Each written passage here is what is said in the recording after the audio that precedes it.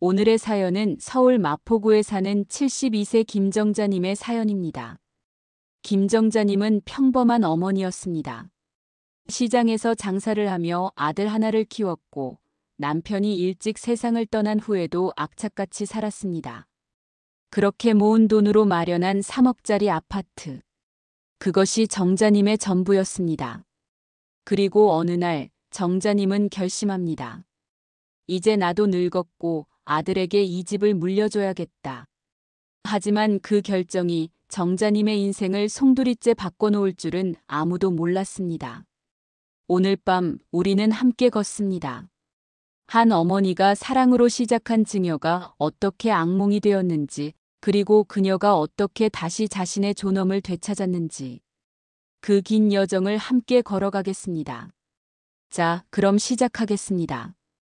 2023년 3월의 어느 봄날이었습니다. 창밖으로 벚꽃이 흩날리던 그날, 김정자님은 부동산 중개소에 앉아 있었습니다. 손에는 아파트 등기부등본이 들려 있었고 그녀의 눈은 붉게 충혈되어 있었습니다. 정자 씨, 정말 증여하시는 거 맞으세요? 요즘 부모님들이 집 물려줬다가 낭패 보는 경우가 많던데. 중개사 김 사장의 말에 정자님은 고개를 끄덕였습니다. 김 사장님, 저도 뉴스 봐요. 알아요, 다. 그런데 우리 아들은 달라요. 진짜 착한 애예요. 어릴 때부터 제 말 한번 안 거역하고 대학도 장학금으로 다녔어요.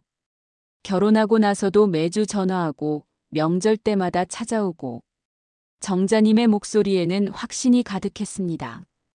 아니, 확신이라기보다는 간절함이었을지도 모릅니다. 그래도 증여계약서에 부양조건 명시하고 혹시 모르니까 문서로 남겨놓으세요. 요즘 세상이 어떤 세상인데. 김 사장의 말은 끝까지 이어지지 못했습니다. 정자님이 손을 내저었거든요. 아니에요. 그런 건 필요 없어요. 우리 아들은 절대 그런 애가 아니니까.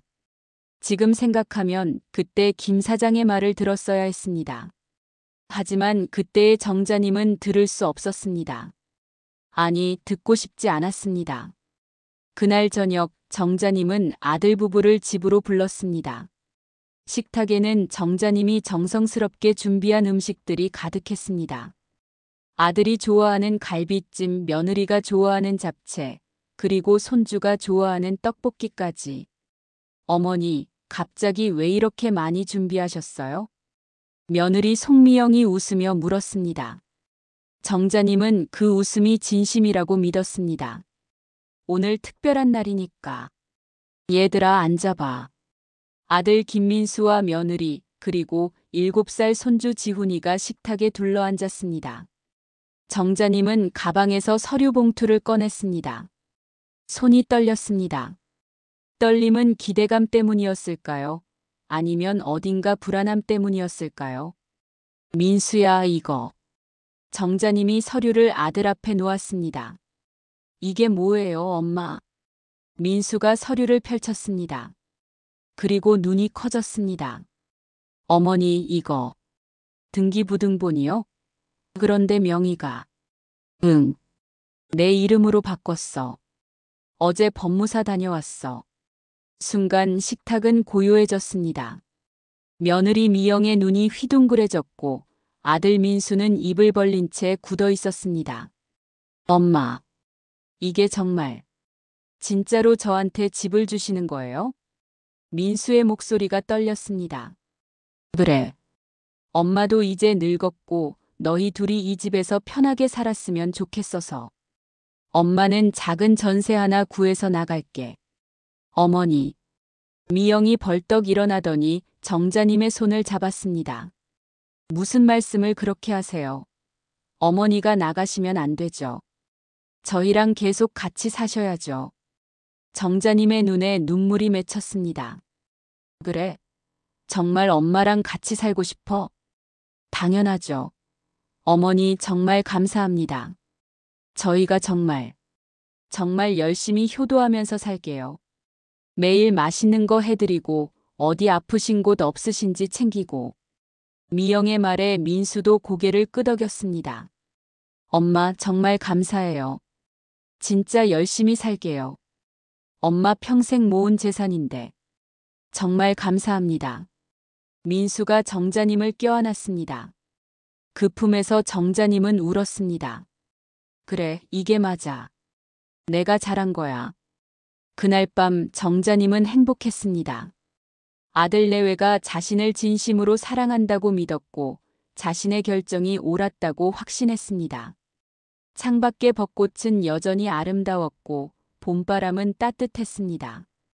하지만 정자님은 몰랐습니다.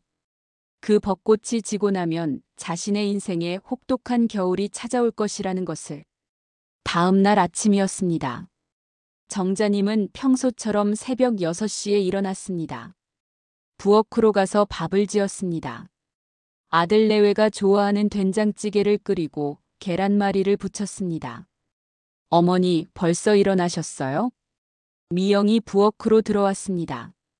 응, 아침 준비했어. 어서 민수 깨워서 밥 먹어. 아, 네. 그런데 어머니. 미영의 목소리 톤이 조금 달랐습니다. 어제만 해도 달콤했던 목소리가 오늘은 왠지 차가웠습니다. 저희 오늘부터 다이어트 식단으로 바꾸려고 하거든요. 그래서 아침은 따로 먹을게요. 다이어트? 그럼 뭐 먹을 건데? 샐러드랑 닭가슴살이요. 제가 따로 준비했어요. 정자님은 고개를 끄덕였습니다. 섭섭한 마음이 들었지만 젊은 사람들이 건강 관리하는 건 좋은 일이라고 생각했습니다.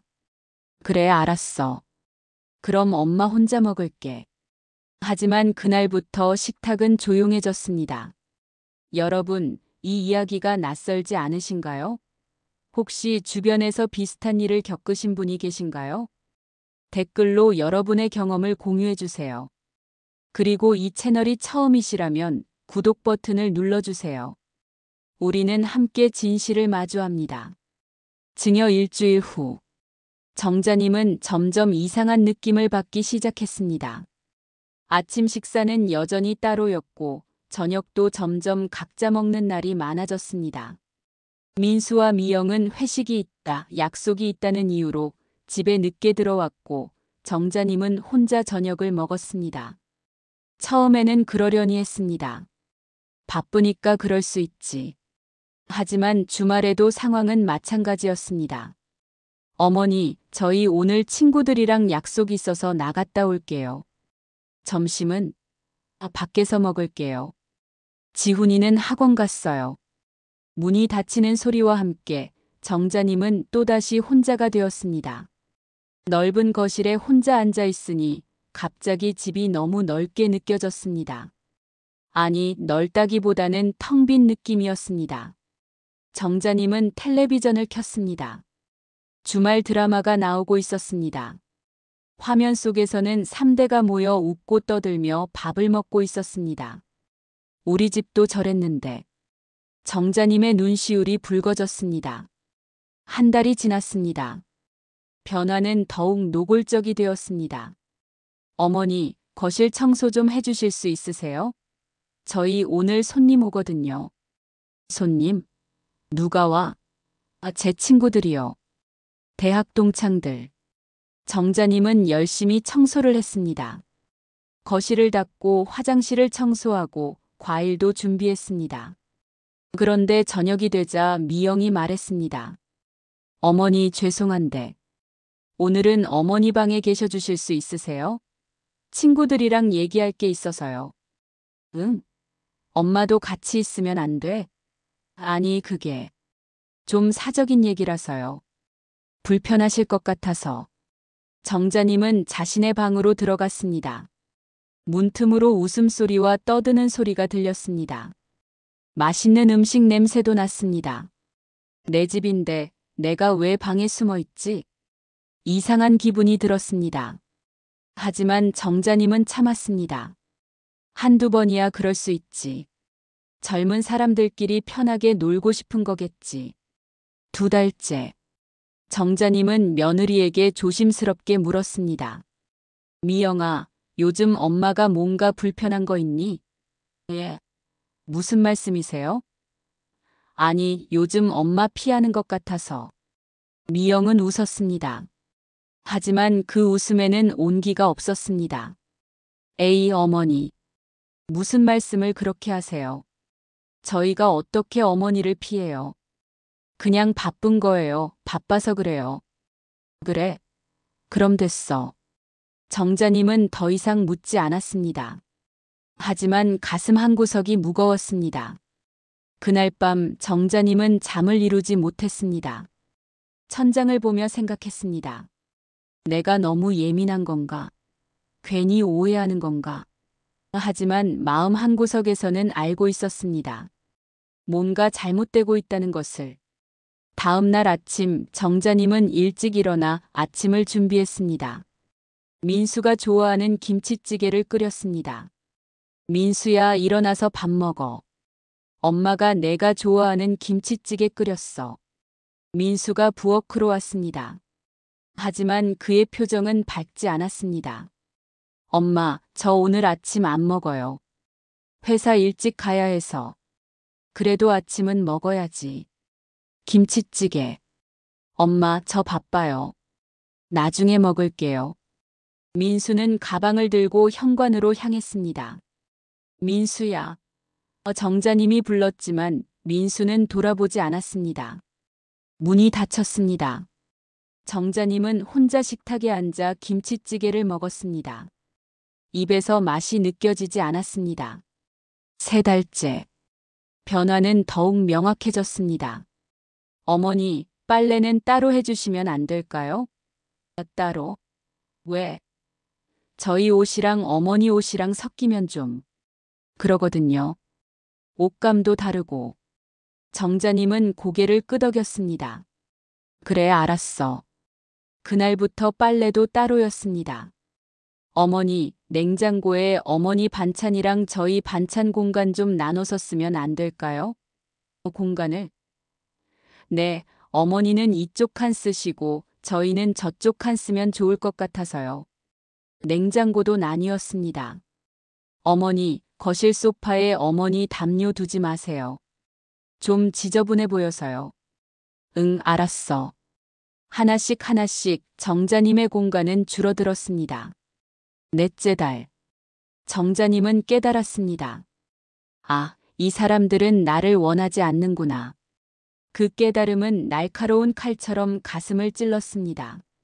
하지만 정자님은 여전히 희망을 놓지 않았습니다.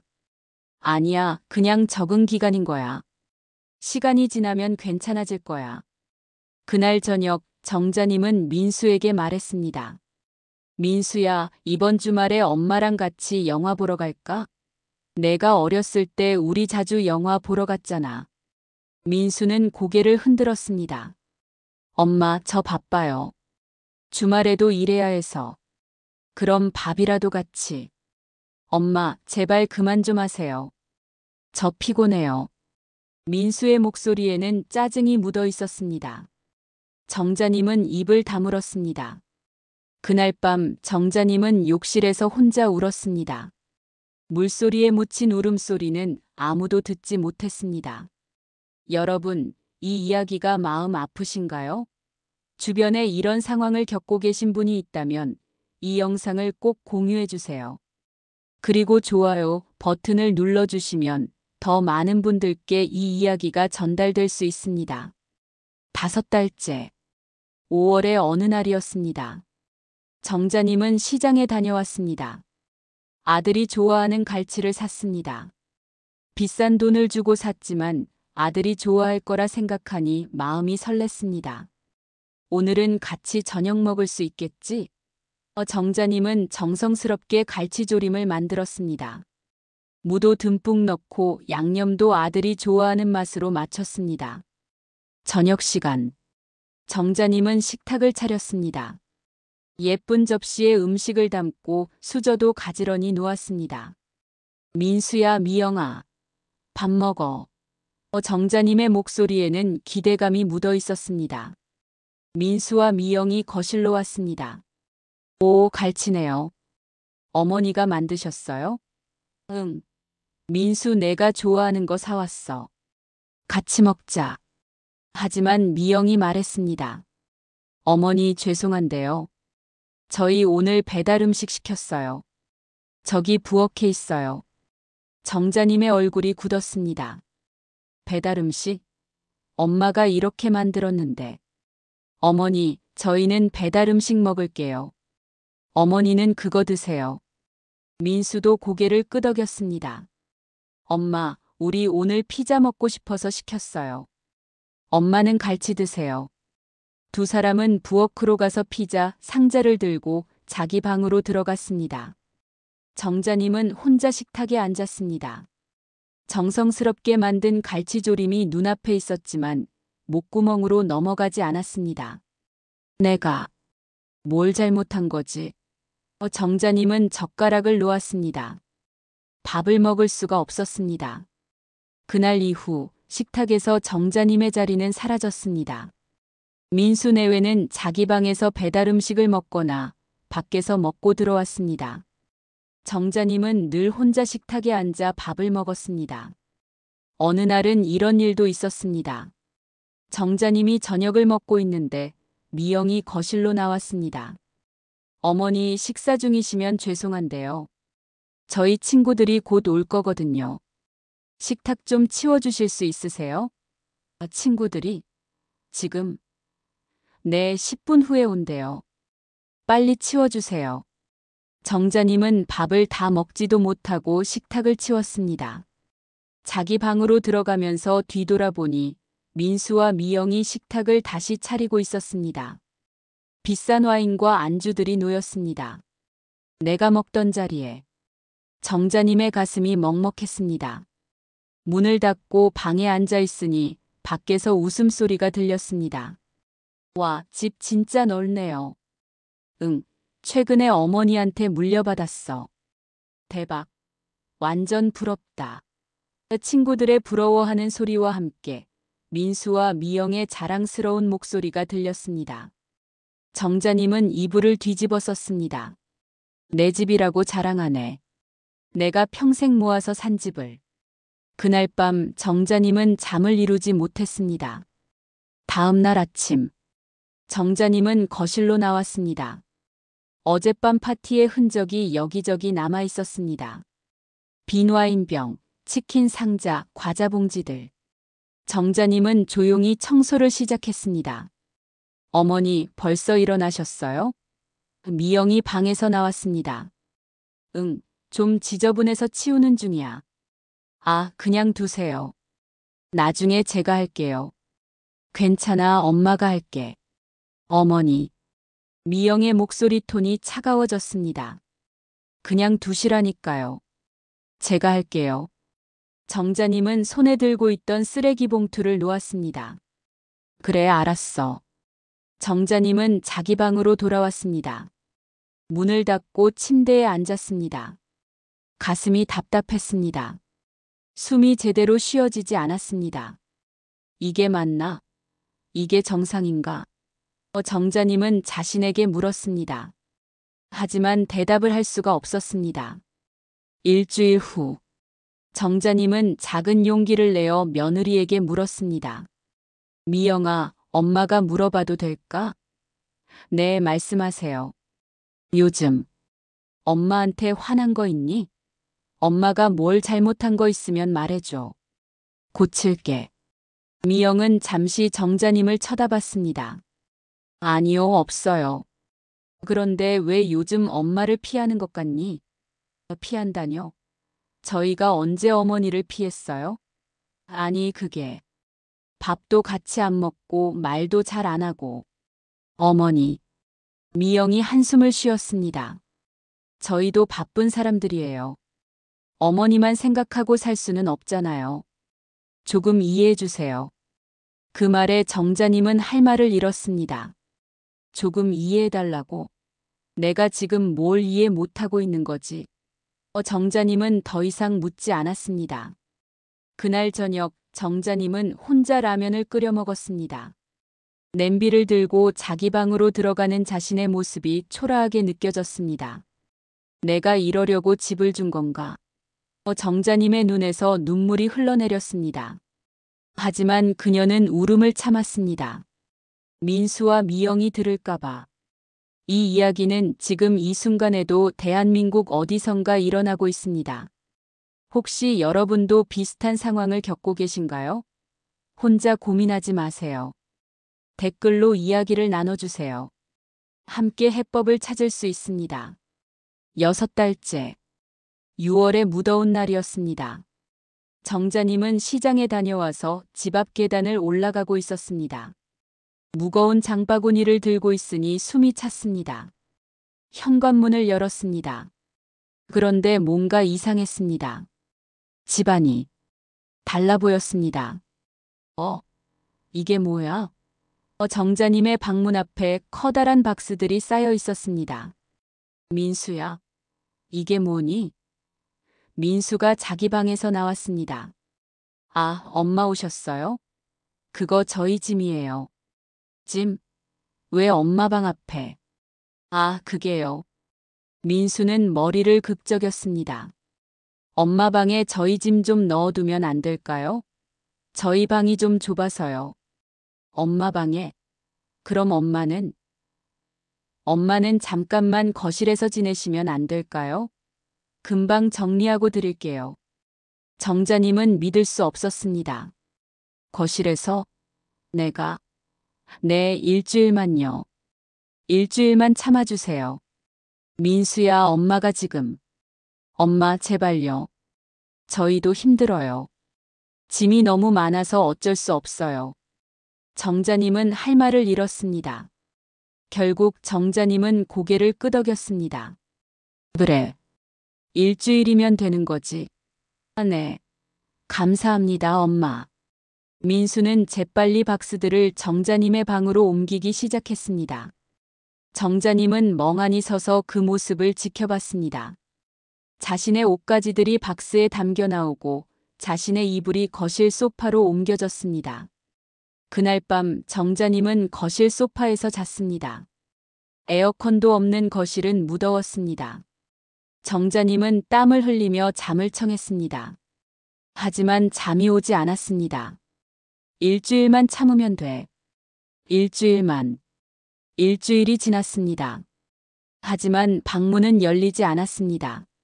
민수야, 일주일 지났는데. 아, 엄마. 죄송한데 조금만 더 기다려주세요. 아직 정리가 안 됐어요. 2주일이 지났습니다. 민수야, 이제 엄마 방. 엄마, 짜증나게 왜 자꾸 그래요? 정리 중이라니까요. 민수의 목소리가 높아졌습니다. 정자님은 더 이상 말을 할 수 없었습니다. 한 달이 지났습니다. 정자님은 여전히 거실 소파에서 자고 있었습니다.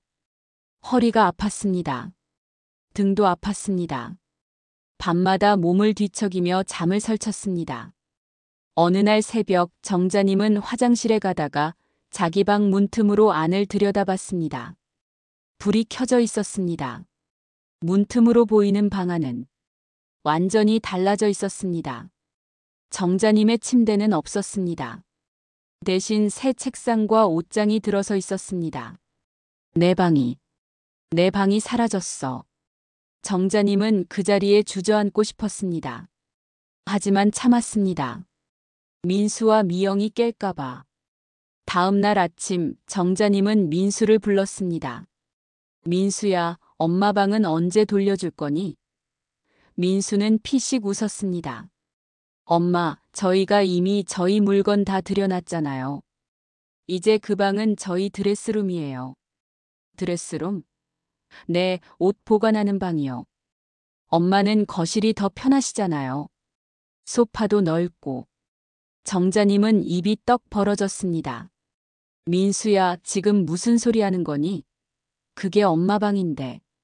엄마, 이 집 이제 제 명의잖아요. 제가 쓰고 싶은 대로 쓰는 게 당연한 거 아니에요? 그 말에 정자님은 말문이 막혔습니다. 맞아. 이 집은 이제 민수 집이야. 정자님은 더 이상 아무 말도 하지 못했습니다. 그날부터 정자님은 공식적으로 거실에 살게 되었습니다. 소파가 침대였고 거실 한 구석에 놓인 작은 서랍장이 옷장이었습니다. 아침이면 이불을 개서 숨겨야 했습니다. 민수 내외가 지저분하다고 싫어했기 때문입니다. 어느 날 저녁 손주 지훈이가 할머니에게 물었습니다. 할머니, 왜 거실에서 자요? 응. 할머니는 거실이 좋아서 그래. 근데 할머니 방은요? 그건 아빠가 쓰고 계셔.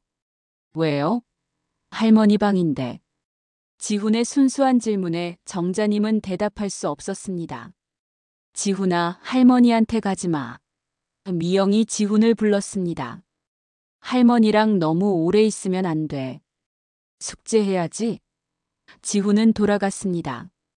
정자님은 혼자 거실에 남았습니다.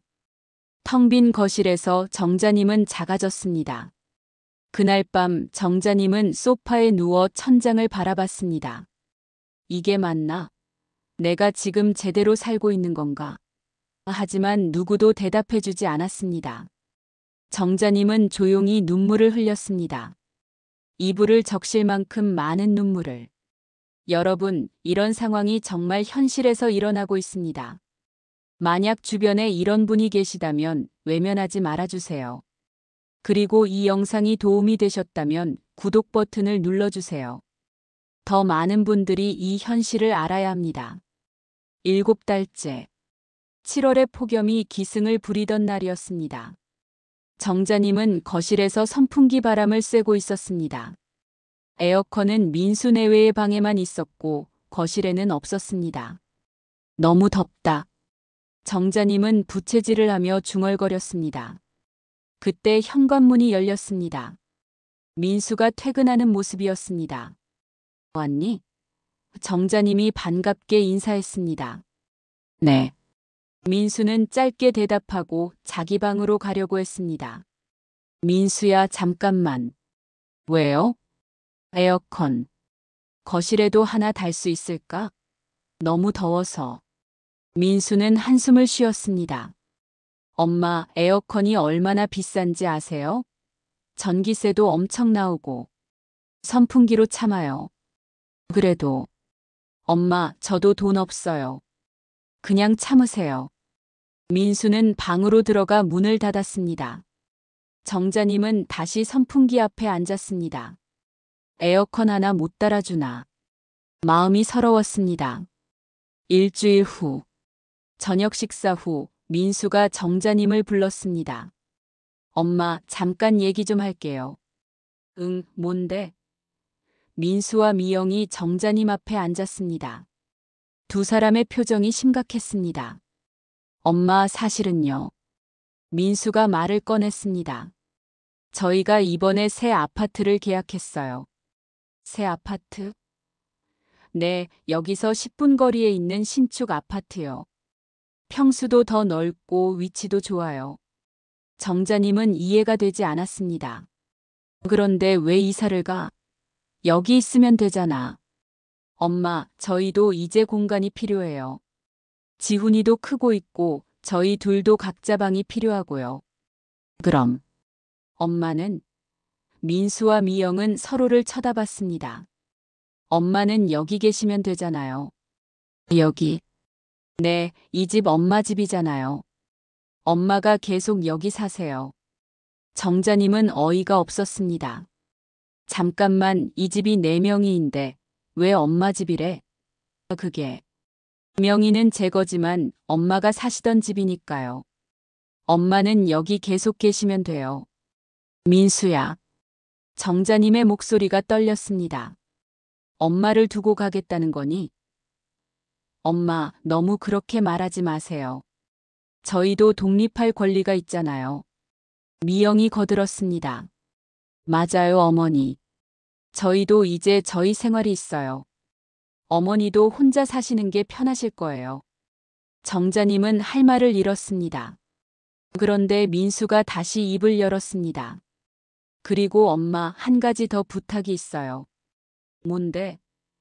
새 아파트 계약금은 저희가 모은 돈으로 냈는데요. 중도금이랑 잔금이 좀 부족해요. 그래서 엄마 명의로 대출 좀 받아주시면 안 될까요? 정자님의 심장이 쿵 내려앉았습니다. 대출? 엄마 명의로. 네, 엄마 신용으로는 한 1억 정도 나올 것 같아요. 그 정도만 빌려주시면 돼요. 민수야, 지금 무슨 소리 하는 거니? 정자님의 목소리가 높아졌습니다. 엄마가 왜 대출을 받아야 하는데? 엄마, 저희 형편이 어려워요. 제발 도와주세요. 형편이 어렵다고. 방금 새 아파트 계약했다며.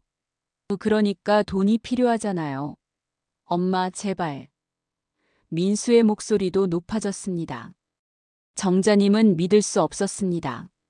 민수야, 엄마가 이미 3억짜리 집을 줬잖니. 그것도 모자라서 이제 대출까지 받으라고. 엄마는 어차피 혼자 사실 거잖아요. 돈이 뭐가 필요해요? 민수의 말에 정자님은 숨이 막혔습니다. 너, 지금 엄마한테 뭐라고 한 거니? 사실이잖아요. 엄마는 나이도 많으시고 돈 쓸 일도 없으시잖아요. 민수야. 정자님이 소리쳤습니다. 엄마가 너를 어떻게 키웠는데. 엄마가 얼마나 고생하며 너를 대학 보냈는데. 그래서 집도 줬잖아요. 뭘 더 원하세요? 민수도 소리쳤습니다.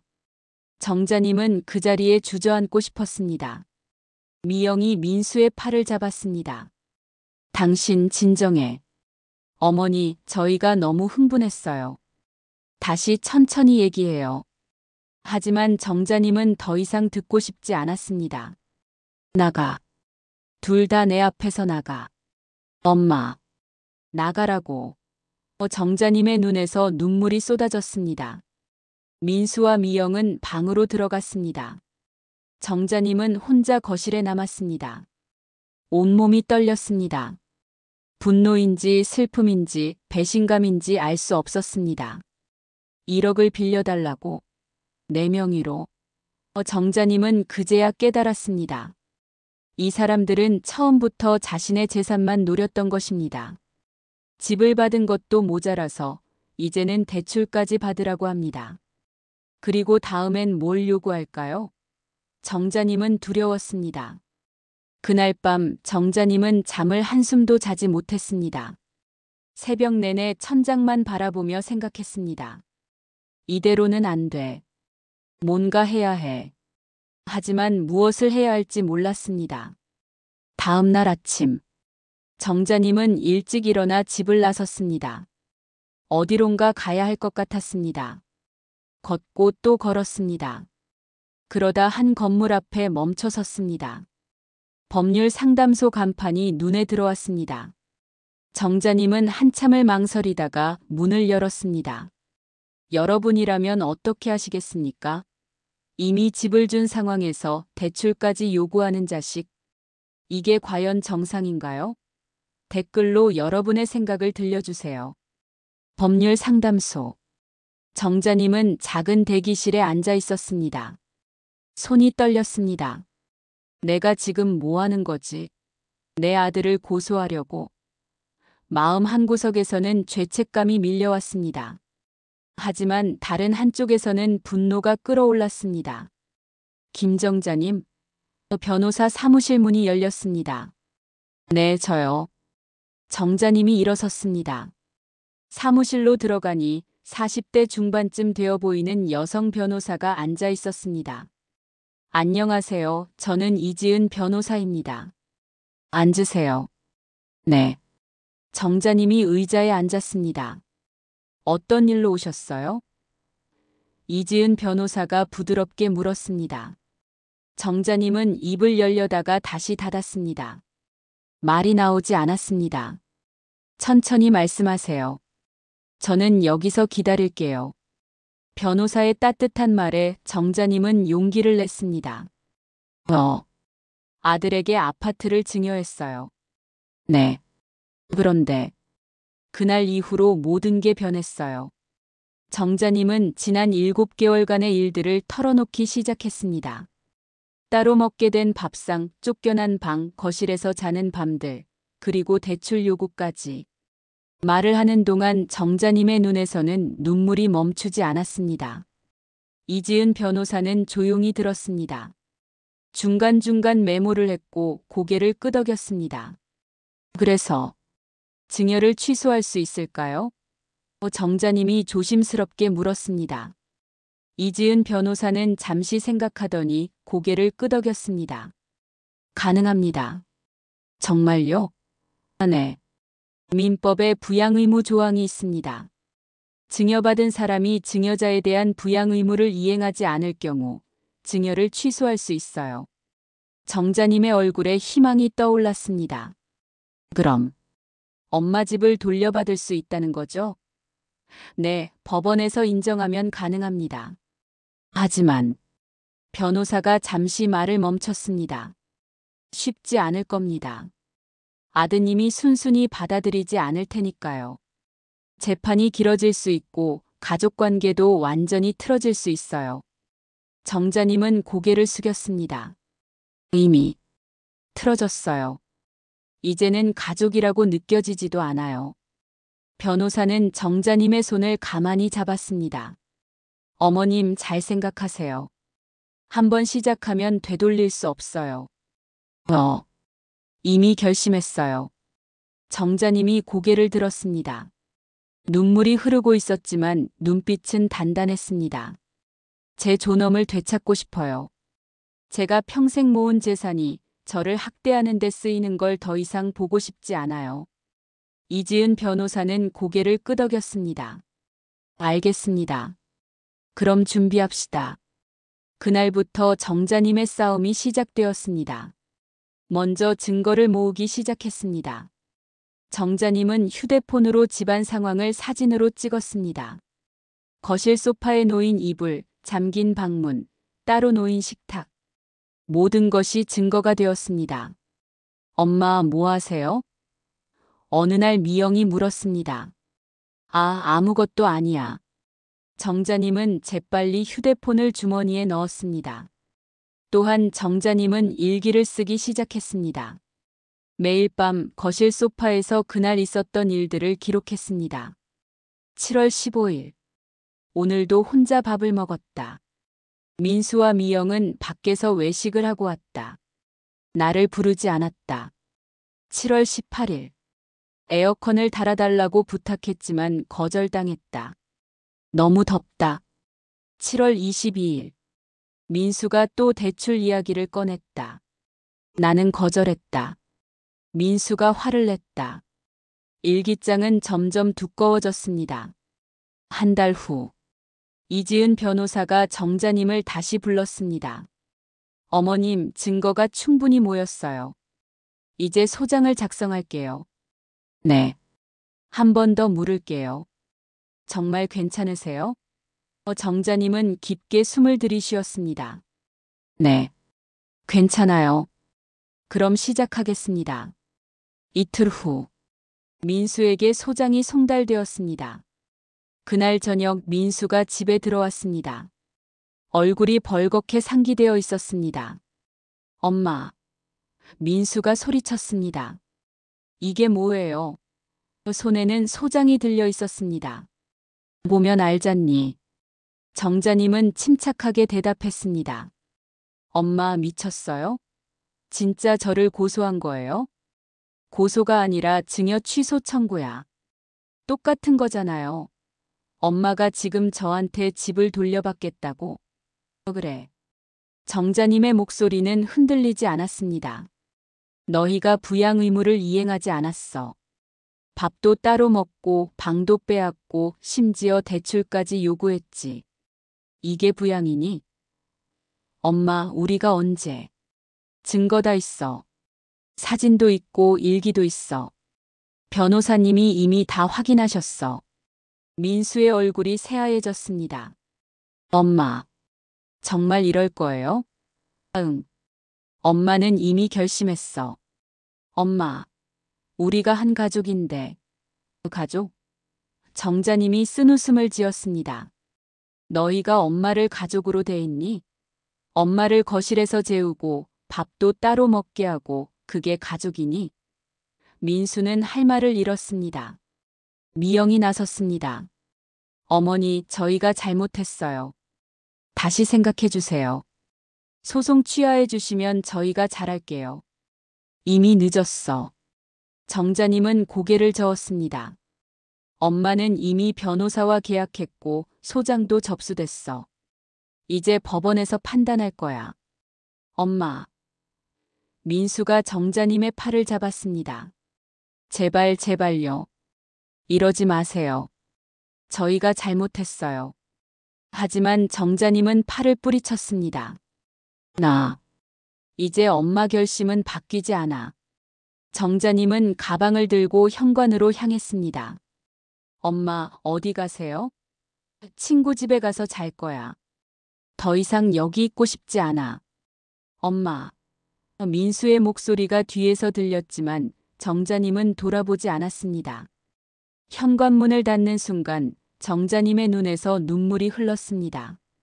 하지만 후회는 없었습니다. 이제 시작이야. 내 존엄을 되찾을 거야. 정자님은 계단을 내려갔습니다. 정자님의 용기에 박수를 보냅니다. 여러분이라면 이런 결정을 내릴 수 있으셨을까요? 좋아요 버튼으로 정자님을 응원해주세요.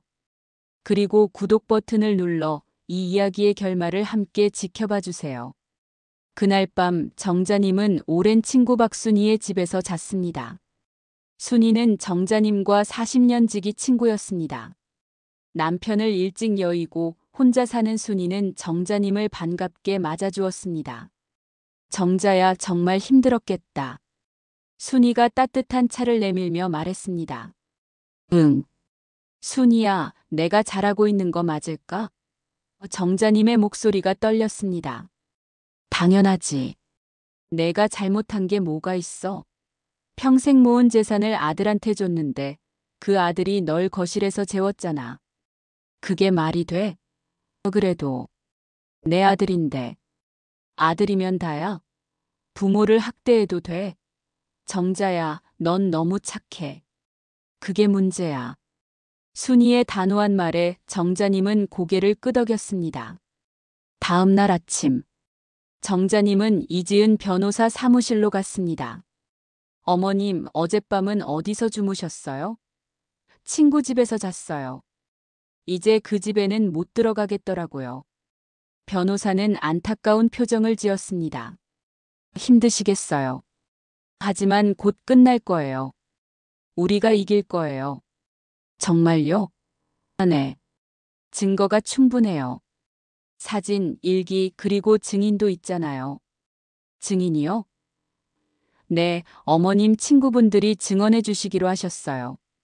그동안 어머님이 겪은 일들을 다 목격하셨잖아요. 정자님은 눈물이 났습니다. 친구들이 자신을 위해 증언해 준다니. 고마웠습니다. 일주일 후, 첫 번째 변론 기일이 잡혔습니다. 정자님은 법원에 갔습니다. 법원 건물은 크고 웅장했습니다. 정자님은 평생 법원에 올 일이 없었는데 이런 일로 오게 되다니. 어머님 긴장하지 마세요. 저만 믿으세요. 이지은 변호사가 손을 잡아주었습니다. 법정에 들어섰습니다. 저 앞에 민수와 미영이 앉아 있었습니다. 그들 옆에는 그들의 변호사가 있었습니다. 민수는 정자님을 보지 않았습니다. 고개를 돌린 채 창밖만 바라봤습니다. 모두 일어서 주십시오. 판사가 입장했습니다. 증여 취소 청구 사건 시작하겠습니다. 재판이 시작되었습니다. 이지은 변호사가 먼저 입을 열었습니다. 재판장님, 원고 김정자는 2023년 3월 피고 김민수에게 마포구 소재 아파트를 증여했습니다. 하지만 피고는 증여 후 부양 의무를 전혀 이행하지 않았습니다. 변호사는 준비한 자료들을 제출했습니다. 사진, 일기, 증언서. 피고는 원고를 거실에서 재웠고 식사도 따로 하게 했으며 심지어 원고 명의로 대출을 요구했습니다. 이는 명백한 부양 의무 위반입니다. 민수 측 변호사가 반박했습니다. 재판장님, 피고는 원고와 같은 집에 거주하며 충분한 부양을 제공했습니다. 일시적인 갈등은 있었으나 이는 모든 가정에서 있을 수 있는 일입니다. 일시적인 갈등이라고요? 이지은 변호사가 목소리를 높였습니다. 7개월 동안 거실에서 재운 게 일시적인 갈등인가요? 매일 혼자 식사하게 한 게 일시적인 갈등인가요? 법정은 긴장감으로 가득 찼습니다. 판사가 서류를 넘기며 말했습니다. 증인 신문을 진행하겠습니다. 첫 번째 증인은 정자님의 친구 박순이었습니다. 증인, 원고의 생활을 직접 목격하셨나요? 네, 여러 번 방문했습니다.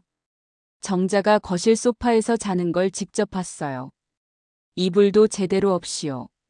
식사는 어땠습니까? 혼자 먹고 있었어요. 아들 내외는 방에서 배달 음식을 먹고 정자는 식탁에서 혼자. 순이의 목소리가 떨렸습니다. 정말 안쓰러웠어요. 평생 그렇게 고생하며 아들 키운 사람이 그런 대접을 받다니. 민수는 고개를 숙였습니다. 두 번째 증인은 동네 이웃 김혜숙이었습니다. 증인, 원고의 상황을 어떻게 아셨나요? 아파트 엘리베이터에서 여러 번 만났어요. 정자 씨가 늘 피곤해 보이고 우울해 보였어요. 어느 날은 우시더라고요. 무슨 일이 있었나요? 아들이 에어컨도 안 달아준다고 하셨어요. 한여름에 거실에서 선풍기만 틀고 주무신대요. 얼마나 힘드셨을까요? 증언이 이어질수록 민수의 얼굴은 점점 창백해졌습니다. 미영은 손수건으로 눈물을 닦았습니다. 하지만 그것이 진심인지 연기인지 알 수 없었습니다. 재판은 2시간 동안 계속되었습니다. 다음 기일은 한 달 후로 잡겠습니다. 그때까지 양측은 추가 자료를 준비해 주시기 바랍니다. 판사의 목소리와 함께 첫 번째 재판이 끝났습니다. 법정을 나서는데 민수가 정자님을 불렀습니다. 엄마.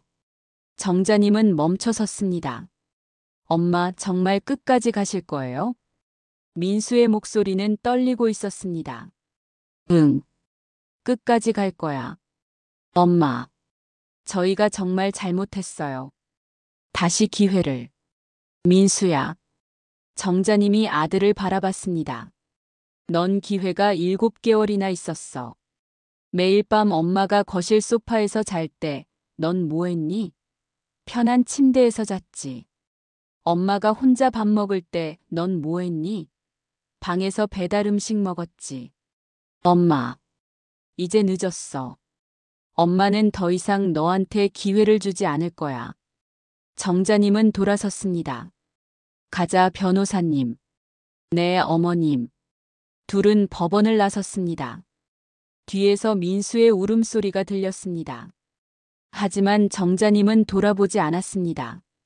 그날 밤 순이 집에서 정자님은 오랜만에 편안하게 잤습니다. 꿈을 꿨습니다. 젊은 시절의 꿈이었습니다. 남편과 어린 민수가 함께 웃고 있는 꿈. 행복했던 그 시절. 정자님은 눈물을 흘리며 잠에서 깼습니다. 이제는 돌아갈 수 없는 시간이네. 하지만 후회는 없었습니다. 정자님은 앞으로 나아가기로 했습니다. 재판은 이제 시작입니다. 정자님은 과연 승소할 수 있을까요? 여러분의 응원이 필요합니다. 댓글로 정자님께 힘을 실어주세요. 두 번째 재판 기일. 한 달이 흘렀습니다. 그 사이 민수 측에서 여러 차례 화해를 제안했습니다. 어머니, 집에 다시 들어오세요. 어머니 방도 다시 마련해 드릴게요. 미영이 전화로 말했습니다. 이제 늦었어. 정자님의 대답은 단호했습니다. 어머니, 제발요. 저희가 정말 잘못했어요. 다시 한 번만. 미영 씨, 더 이상 전화하지 마세요. 이제 법정에서 봅시다. 정자님은 전화를 끊었습니다. 재판 당일. 정자님은 이른 아침부터 법원에 도착했습니다. 어머님, 오늘이 중요한 날이에요. 상대방이 여러 증인을 준비했다고 합니다. 이지은 변호사가 말했습니다. 누구요? 아드님의 직장 동료들이요. 아드님이 평소 어머님을 얼마나 생각하는지 증언한대요. 정자님은 코웃음을 쳤습니다. 겉으로만 그랬겠지. 법정에 입장했습니다. 민수 측에는 정말로 여러 사람이 앉아 있었습니다. 재판이 시작되었습니다. 먼저 민수 측 변호사가 증인 신문을 시작했습니다. 증인, 피고 김민수를 얼마나 아십니까? 5년 정도 같은 부서에서 근무했습니다. 민수의 직장 동료가 대답했습니다. 피고가 평소 어머니에 대해 어떻게 말했습니까? 항상 어머니를 걱정했습니다. 우리 엄마 혼자 계신데 괜찮으실까 하며 자주 전화도 드렸고요. 정자님은 믿을 수 없었습니다. 전화? 언제 했다고? 그리고 어머니를 위해 건강식품도 자주 사던데요. 효자로 소문났었습니다. 거짓말이었습니다. 민수는 정자님에게 건강식품 한 번 사준 적이 없습니다. 이지은 변호사가 반대 신문을 시작했습니다. 증인, 피고가 원고와 실제로 어떻게 지냈는지 직접 본 적 있습니까? 아니요, 직접 보지는 못했습니다. 그럼 증인의 증언은 피고가 한 말만 듣고 하는 것이군요. 그렇습니다. 실제 상황은 모르시면서 피고가 효자라고 단정하시는 건가요? 증인은 대답하지 못했습니다. 다음 증인이 들어왔습니다. 이번에는 미영의 친구였습니다. 증인, 피고의 배우자를 어떻게 아십니까? 대학 동창입니다. 20년 지기 친구예요. 피고의 가정 상황에 대해 들은 바 있습니까? 네, 시어머니와 관계가 좋다고 들었어요. 항상 시어머니를 잘 모신다고 자랑하더라고요. 또 거짓말이었습니다. 이지은 변호사가 다시 반대 신문을 했습니다. 증인, 피고의 집에 직접 방문한 적 있습니까? 네, 몇 번 있습니다. 그때 원고를 보셨습니까? 증인은 잠시 망설였습니다. 그게 한 번은 거실에 계셨고, 거실에 계셨다고요? 방이 아니라. 네. 그때 원고의 모습이 어땠습니까? 증인은 대답을 피했습니다. 잘 기억이 안 나네요. 증인, 거짓 증언은 위증죄로 처벌받을 수 있습니다. 정확히 말씀해 주세요. 원고께서 소파에 이불을 개고 계셨던 것 같아요. 그런데 저는 그냥 손님 방이 따로 있는 줄 알았어요. 손님 방이요? 증인은 원고가 그 집 주인이었다는 사실을 모르셨나요? 네, 몰랐습니다. 그냥 같이 사시는 줄만. 법정이 술렁였습니다. 판사가 말했습니다. 증인, 그 외에 특이한 점은 없었습니까? 식탁에 음식이 많이 있었는데 원고께서는 드시지 않으시더라고요. 방에 들어가 계셨어요. 왜 그러셨을까요? 몰랐습니다. 그런데 지금 생각해보니 원고를 피하는 분위기였던 것 같아요. 증인의 증언은 오히려 정자님에게 유리하게 돌아갔습니다. 민수 측 변호사의 얼굴이 굳었습니다. 휴정 시간. 정자님과 이지은 변호사는 복도에 나와 이야기를 나눴습니다. 어머님 잘 되고 있어요. 상대방 증인들이 오히려 우리에게 유리한 증언을 했어요. 정말요? 네. 특히 마지막 증인은 원고께서 소외되셨던 상황을 정확히 목격했어요. 이건 큰 증거예요. 정자님은 한숨을 쉬었습니다. 빨리 끝났으면 좋겠어요. 너무 힘들어요. 곧 끝나요. 조금만 더 힘내세요. 재판이 재개되었습니다.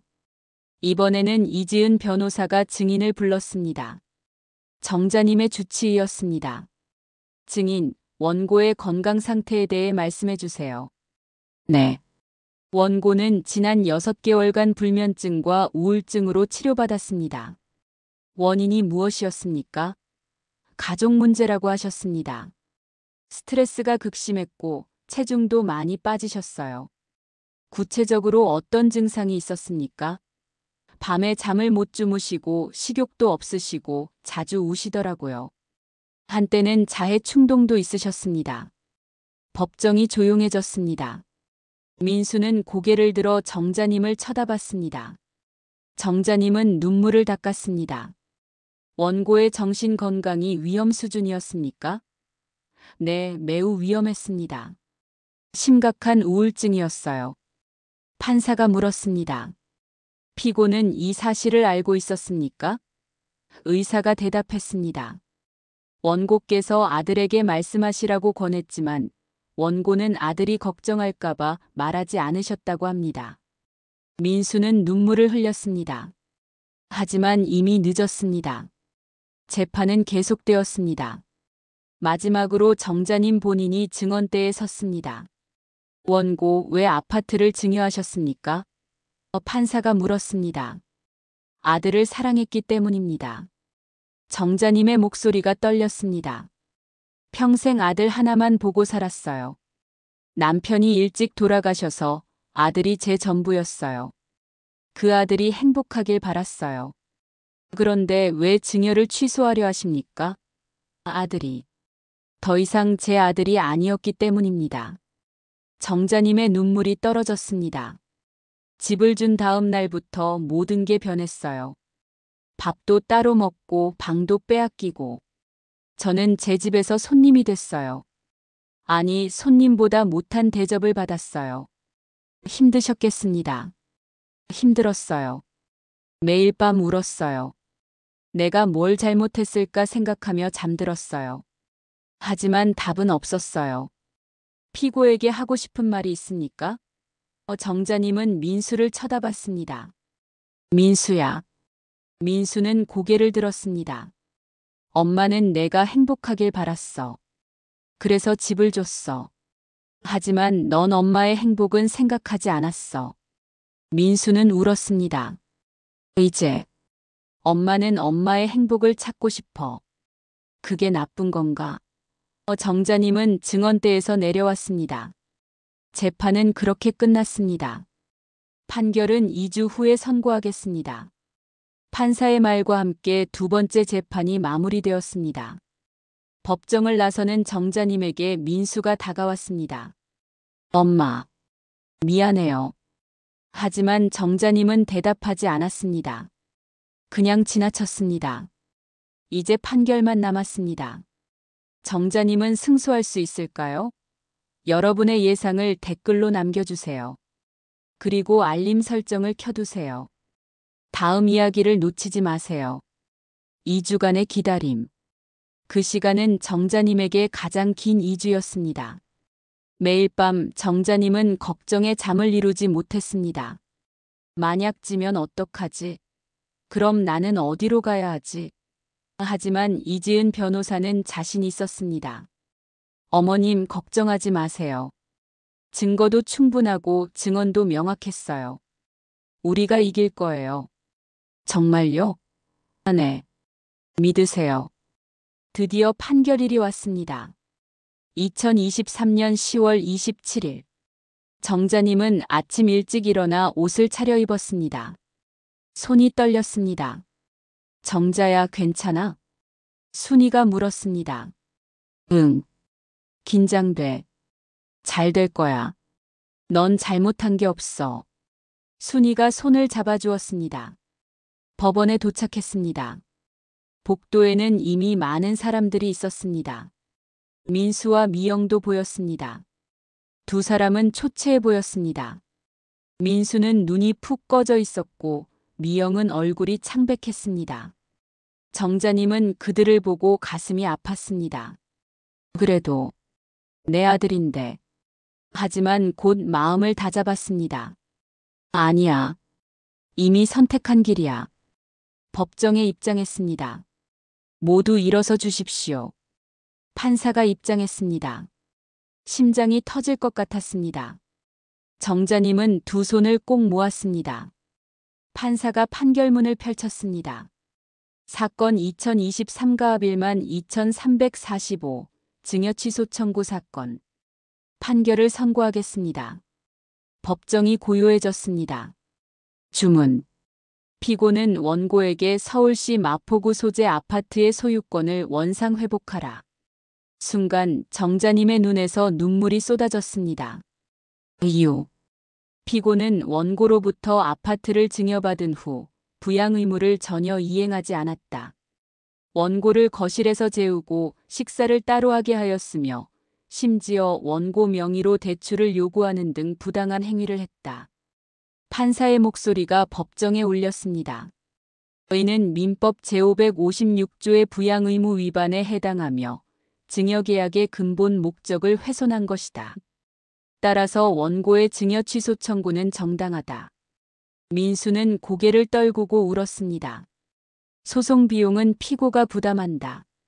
이상 선고를 마치겠습니다. 판사가 자리에서 일어났습니다. 정자님은 그 자리에서 주저앉고 싶었습니다. 어머님, 이겼어요. 우리가 이겼어요. 이지은 변호사가 정자님을 껴안았습니다. 감사합니다.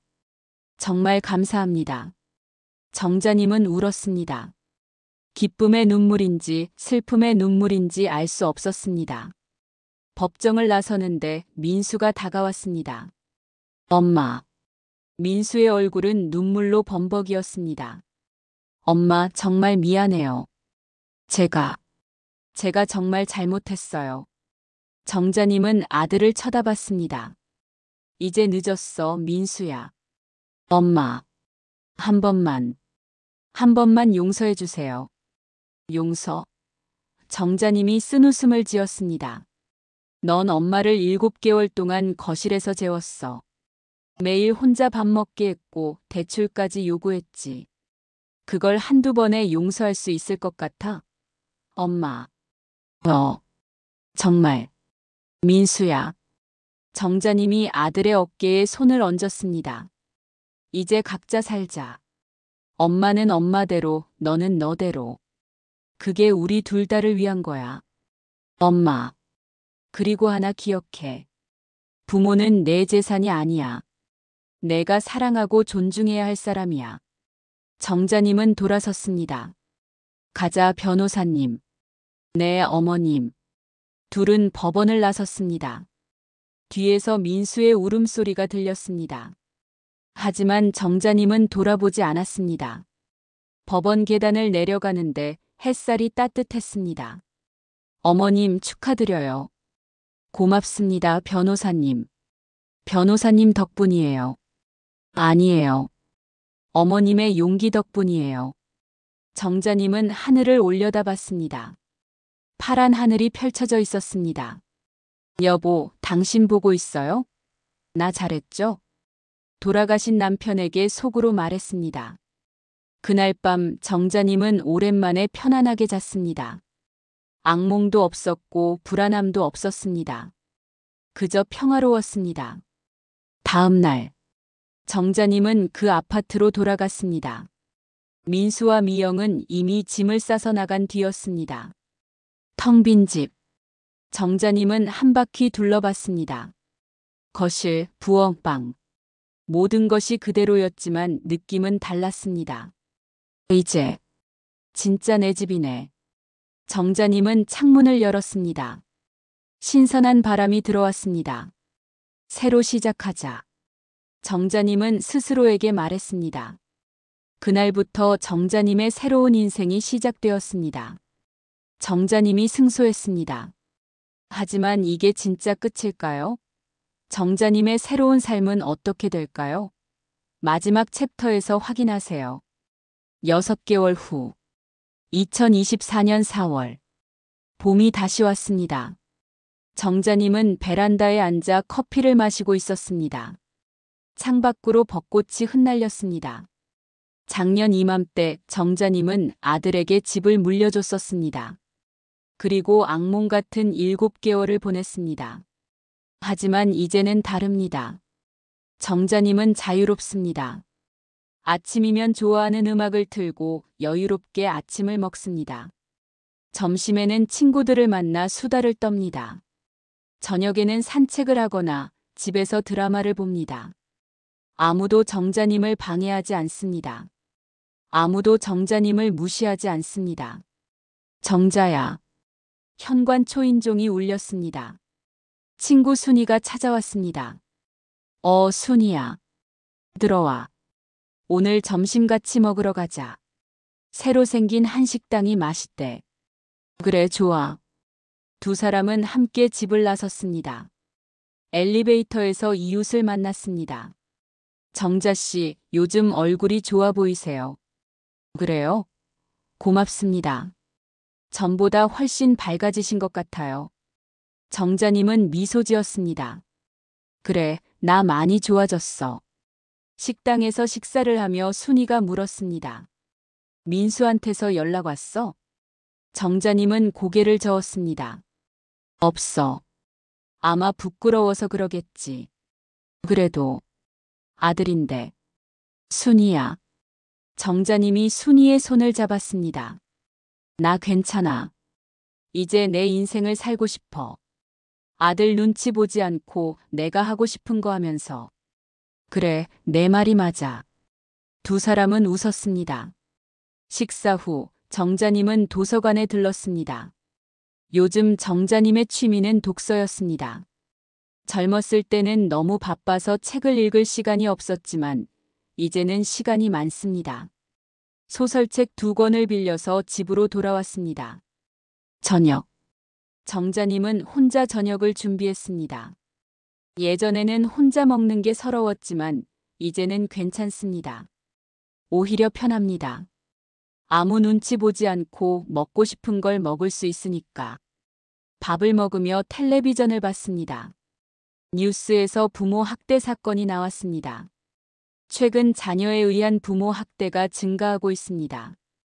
특히 재산 증여 후 학대가 시작되는 경우가 많아. 정자님은 뉴스를 끝까지 봤습니다. 나만 그런 게 아니었구나. 정자님은 생각했습니다. 다른 사람들도 나처럼 힘들었겠지. 그날 밤, 정자님은 일기를 썼습니다. 2024년 4월 15일. 오늘은 좋은 날이었다. 순이와 맛있는 밥을 먹고 도서관에서 책도 빌렸다. 저녁에는 내가 좋아하는 된장찌개를 끓여 먹었다. 행복하다. 정자님은 펜을 내려놓았습니다. 행복하다. 그 단어를 쓰는데 눈물이 났습니다. 언제가 마지막으로 행복하다고 느꼈을까? 남편이 살아있을 때, 아들이 어렸을 때, 정자님은 기억이 나지 않았습니다. 하지만 지금 이 순간은 행복합니다. 침대에 누워 책을 읽었습니다. 소파가 아닌 침대. 거실이 아닌 방. 정자님만의 공간. 좋다. 정자님은 미소 지으며 책장을 넘겼습니다. 한 달 후. 5월 어느 날. 정자님의 휴대폰이 울렸습니다. 모르는 번호였습니다. 여보세요? 어머니. 민수의 목소리였습니다. 정자님의 심장이 쿵했습니다. 민수야. 어머니. 잘 지내세요? 응, 잘 지내. 침묵이 흘렀습니다. 어머니. 죄송해요. 정말 죄송해요. 민수의 목소리가 떨렸습니다. 어머니 없이 살아보니까 제가 얼마나 큰 잘못을 했는지 알겠어요. 정자님은 대답하지 않았습니다. 어머니, 용서해 주시면 안 될까요? 다시 시작할 수 없을까요? 정자님은 한참을 생각했습니다. 민수야, 네 어머니. 엄마는 널 용서했어. 정말요? 응. 하지만 다시 시작할 수는 없어. 어머니. 민수야, 넌 이제 내 인생을 살아. 엄마는 엄마 인생을 살게.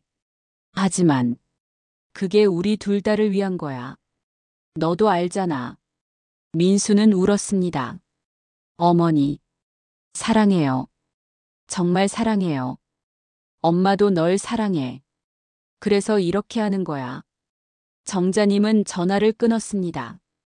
눈물이 흘렀습니다. 하지만 후회는 없었습니다. 이게 맞아. 우리 둘 다를 위해서. 저녁. 정자님은 베란다에 나가 석양을 바라봤습니다. 붉은 노을이 아름다웠습니다. 여보, 나 잘하고 있죠? 돌아가신 남편에게 속으로 말했습니다. 우리 민수, 이제 혼자 살 수 있을 거예요. 나도 혼자 잘 살고 있고요. 바람이 불었습니다. 마치 남편이 대답하는 것 같았습니다. 잘했어. 고생했어. 정자님은 미소 지었습니다. 그날 밤, 정자님은 평화롭게 잠들었습니다. 더 이상 악몽도 없었고 두려움도 없었습니다. 그저 평온함만 있었습니다. 1년이 지났습니다. 2025년 3월. 정자님은 지금 이 순간에도 잘 살고 있습니다. 작은 아파트에서 혼자 살지만 외롭지 않습니다. 친구들이 있고 취미가 있고 무엇보다 자유가 있습니다. 민수로부터는 가끔 문자가 옵니다. 어머니 잘 지내시죠? 저는 잘 지내고 있어요. 사랑합니다. 정자님은 답장을 보냅니다. 나도 잘 지내. 너도 건강해라. 짧은 메시지지만 그걸로 충분합니다. 정자님은 깨달았습니다. 사랑에는 여러 가지 형태가 있다는 것을, 때로는 거리를 두는 것도 사랑이라는 것을, 그리고 가장 중요한 것은 자신을 사랑하는 것이라는 것을. 오늘도 정자님은 아침 커피를 내립니다. 창밖을 봅니다. 봄꽃이 피고 있습니다. 좋은 하루가 될 거야. 정자님은 스스로에게 말합니다. 그리고 정말로 좋은 하루가 됩니다. 여러분, 김정자님의 이야기를 끝까지 들어주셔서 감사합니다. 이 이야기는 한 사람의 이야기가 아닙니다. 대한민국 곳곳에서 일어나고 있는 현실입니다. 재산을 물려주고 학대받는 부모들. 하지만 정자님처럼 용기를 내면 존엄을 되찾을 수 있습니다. 법은 여러분 편입니다. 혼자 고민하지 마세요. 도움을 요청하세요. 그리고 기억하세요. 부모의 재산은 자식의 권리가 아닙니다. 부모의 사랑을 당연하게 여기지 마세요. 오늘 이 이야기가 도움이 되셨다면 구독과 좋아요, 알림 설정 부탁드립니다. 그리고 주변에 이런 상황을 겪고 계신 분이 있다면 이 영상을 꼭 공유해 주세요. 댓글로 여러분의 이야기도 들려주세요. 우리는 함께 이야기하고 함께 치유합니다. 시니어 오늘의 라디오였습니다. 다음 이야기에서 또 만나요. 감사합니다.